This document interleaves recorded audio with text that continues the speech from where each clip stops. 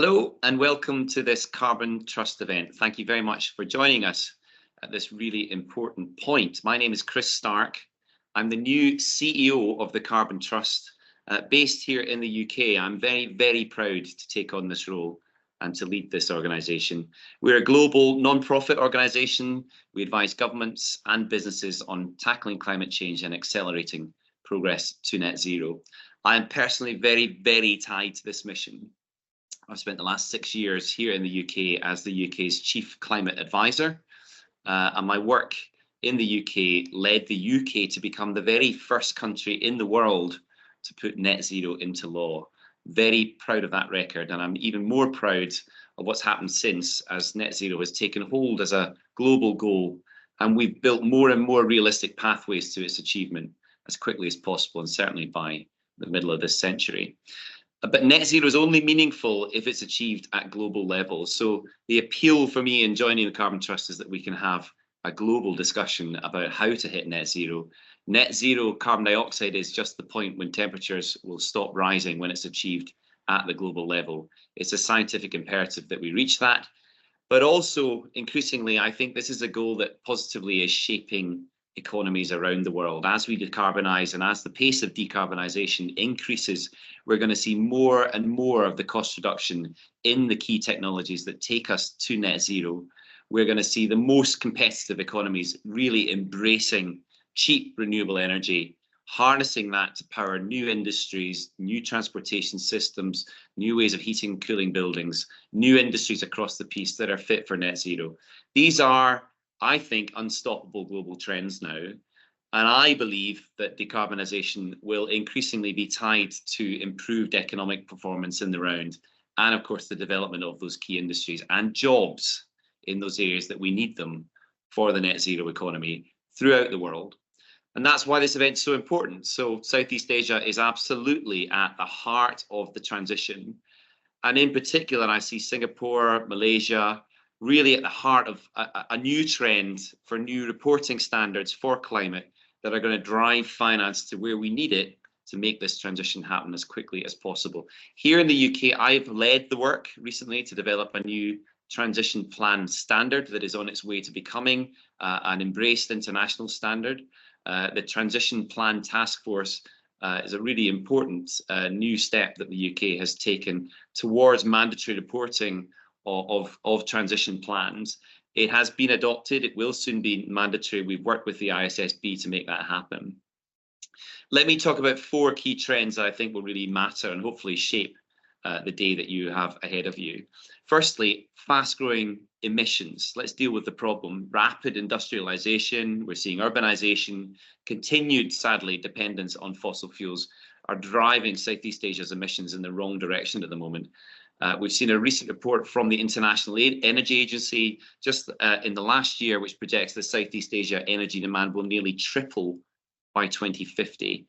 I think that highlights the urgency of transitioning to clean energy sources as quickly as possible. And given all that I've said, I also think that is a huge opportunity for the region. So that's trend number 1.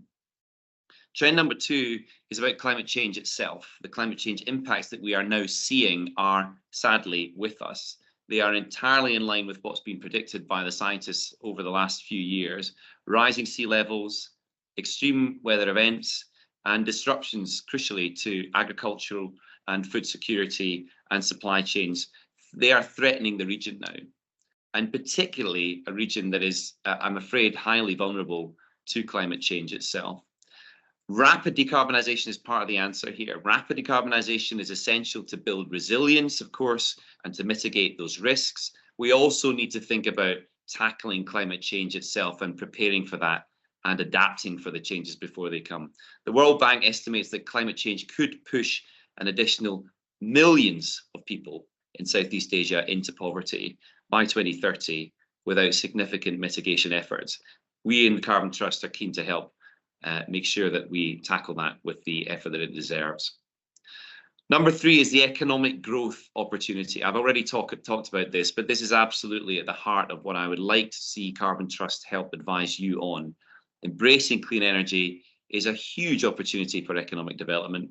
investments in alternative energy sources, solar, wind, particularly offshore wind farms, which we have a great deal of expertise on here in the Carbon Trust, by corporations. They will create the jobs, they will attract investment, they will drive innovation in technologies like green hydrogen, battery storage, a host of clean technologies that can be developed and really can have a home in Southeast Asia. Recent reports estimate that transitioning to a green economy in Southeast Asia could generate up to $300 billion in annual benefits by 2030. And that's a prize, I think, that we want to see the region capture. And the last of the trends is a really important one. I think maybe a shared endeavour in some of the work that I've done here in the UK. It's about leadership among the corporate community, leadership in business. Corporates play such a crucial role in Southeast Asia's journey towards achieving net zero emissions by 2050. We have many multinational corporations and regional businesses now fully invested in this challenge. They are increasingly, I think, recognising the importance of sustainability in the round, decarbonisation, and especially in the ICT sectors, the food and agriculture sectors, real estate, and the transport sectors. I would like Carbon Trust to be central in addressing those issues. And those key trends, of course, will matter in other parts of the world too. My ambition for this organisation is that we drive the pace of change as much as we possibly can by partnering with you on the ground. And I think if we embrace the urgency for rapid decarbonisation, Southeast Asia can really help now in tackling climate change fundamentally.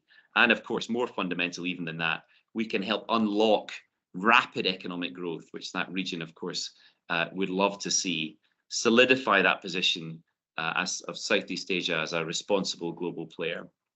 Business is completely central to that transformation, and their leadership in decarbonisation practices in general across all of the sectors that we've talked about, ICT, food and agriculture, finance, that's going to be completely instrumental to achieving a low carbon future for the region. So I hope you enjoyed today. I hope we can establish with you today that Carbon Trust is a real key player in making all of this happen. And I hope that I will be able to come and see you soon in Southeast Asia on the ground and be a part of this journey. Thanks very much. Mr. Chris Stark, CEO, Mr. Chris Stevens, Asian and Africa Director, distinguished guests, ladies and gentlemen, good morning. Thank you, Carbon Trust, for inviting me to share more about how Singapore, in particular Enterprise Singapore, is supporting companies in their sustainability journeys. Climate change is upon us. Based on the World Economic Forum's Global Risks Report, climate risks make up half of the top 10 risks over the next 10 years. In fact, the top 3 challenges, extreme weather events, critical change to Earth systems, and biodiversity loss and ecosystem collapse are all climate related. We feel this every day, as average temperatures in Southeast Asia have risen every decade since 1960. In response, countries are stepping up to address climate change. Across ASEAN, there have been various initiatives put in place to facilitate investments into economic activities that are most needed for the green transition. Countries like Indonesia and Vietnam have also launched or are developing emissions trading systems to drive mitigation efforts. Singapore too will do our part. We have laid out our ambition to achieve net zero by 2050 and chartered a national sustainable development roadmap to achieve our goals. It's known as the Singapore Green Plan 2030. In it, within every action area, we have identified specific targets, such as transitioning to cleaner energy, greening our infrastructure, and reducing water consumption. To illustrate, in energy transition, we aim to use cleaner energy sources across all sectors. Solar is one example of this, but it will not be our only source of clean energy. We are also looking at energy imports, and we aim to import up to 4 gigawatts of low-carbon electricity by 2035 from neighboring countries such as Cambodia and Indonesia. Concurrently, we are also exploring emerging low-carbon alternatives such as hydrogen and geothermal energy. In our national research agenda, we are investing in sustainability research and catalyzing the development and scaling of green innovations. Singapore companies already offer a wide range of green solutions across various sectors, including clean energy, circular economy, and carbon services and trading solutions. Some of our larger companies, such as Sembcorp, Keppel, and SP Group, have capabilities across the clean energy value chain. We believe that we have the capabilities and can play a part to enable climate action, not just in Singapore, but in the region and beyond. We welcome more corporates and stakeholders to partner Singapore and our companies to accelerate global climate action. Concurrently, Enterprise Singapore works with our local enterprises to support them to build sustainability capabilities and capture new green opportunities. We do this through the Enterprise Sustainability Program, or ESP for short. For those who are early in their journey and do not know yet where or how to start, we have worked with partners such as Carbon Trust under the ESP to offer courses and playbooks in areas such as foundational concepts, decarbonization, and sustainable finance. For companies that are ready to take action, the ESP provides support for them to deepen their capabilities and address their specific challenges. With ESP support, companies can develop a sustainability strategy, work on optimizing resources and adopting relevant standards, and drive product innovation. One company that tapped the ESP is stainless steel distributor HH Stainless Steel, which also attended Carbon Trust decarbonization course.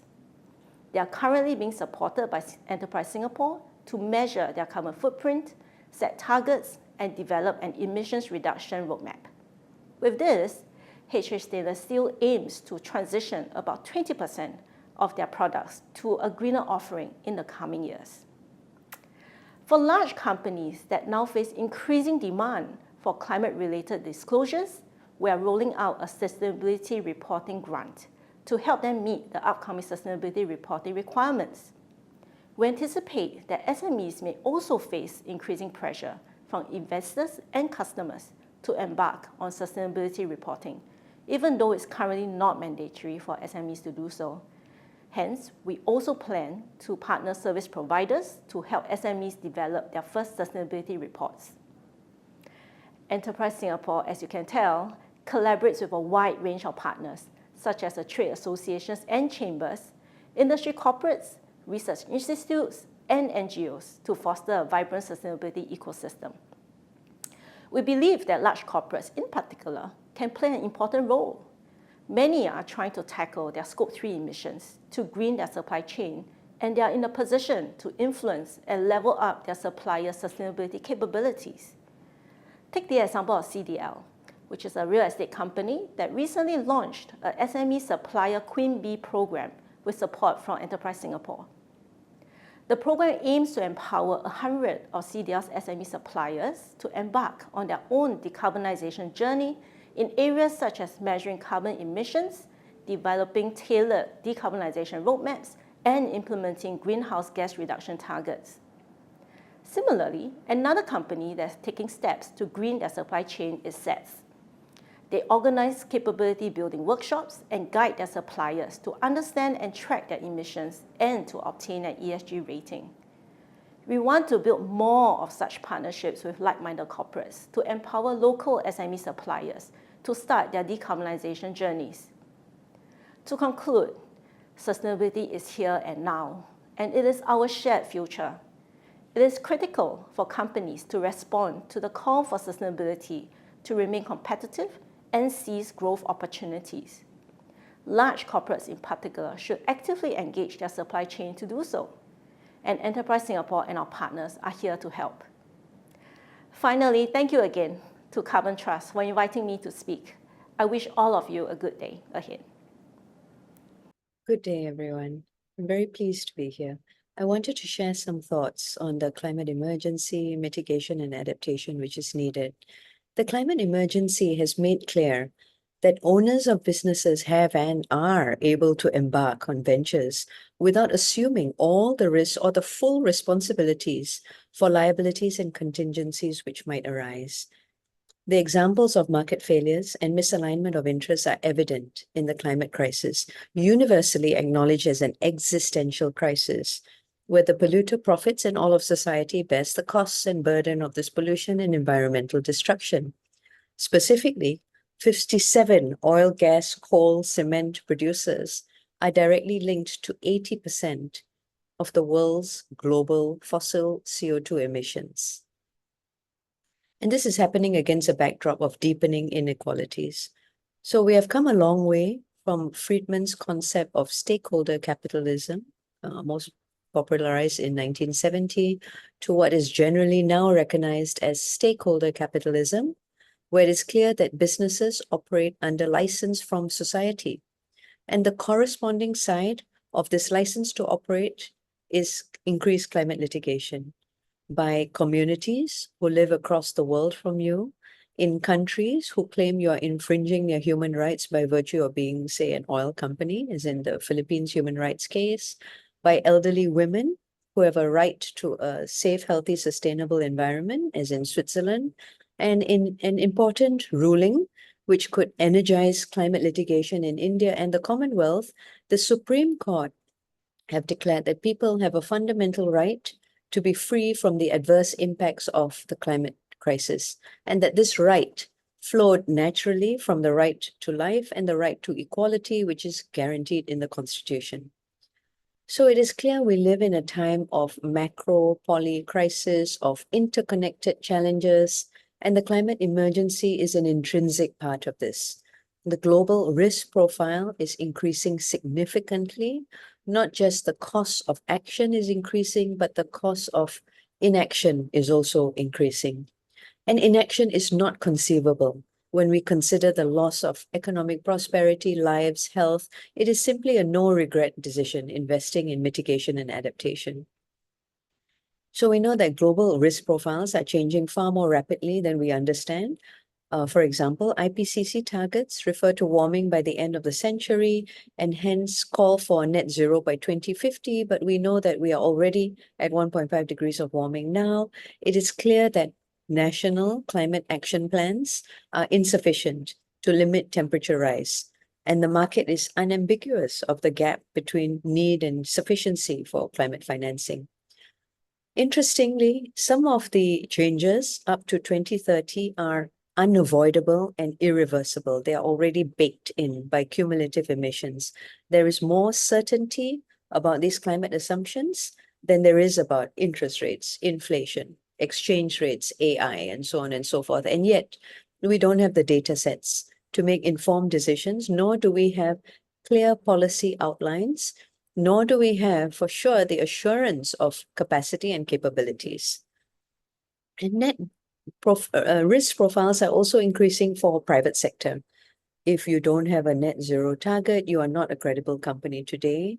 And if by next year you don't have a nature positive target, you will lose credibility quickly, because even our legal tender is ultimately indexed on nature and a recognition that it fundamentally catalyzes all parts of the climate stack. And if so, Malaysia has an outsized responsibility as an important steward over mega biodiversity. So allocators of capital are demanding increased reporting and disclosure so that they can make better informed decisions.